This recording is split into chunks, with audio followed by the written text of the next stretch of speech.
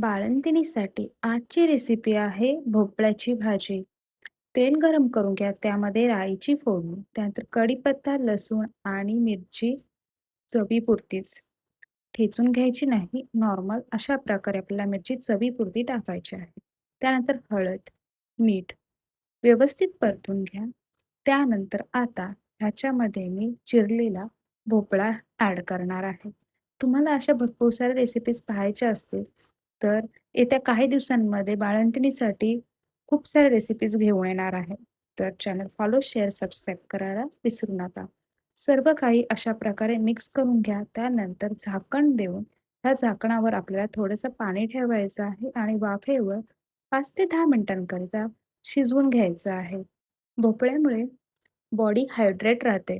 तसेच दुधाचं प्रमाण वाढण्यासाठी मदत होते. रोगप्रतिकार शक्तीसुद्धा वाढते. तसेच अशक्तपणा दूर होतो आणि हा पचायला सुद्धा हलका आहे बरं का. तर अशा प्रकारे हा जो भोपळा आहे, आता हा व्यवस्थित असं शिजला आहे. तुम्ही इथे बघू शकता मी सगळीकडे अशी कट मारून चेक करत आहे. आता ह्याच्यामध्ये कसुरी मेथी, थोडंसं गूळ आणि सुक्या खोबऱ्याचं वाटण हे आता मिक्स करा. झाकण देऊन परत एकदा 2 ते 3 मिनिटांकरिता हे एकजीव शिजू द्या. तयार आहे तुमची भोपळ्याची भाजी. ही रेसिपी नक्कीच ट्राय करा. धन्यवाद.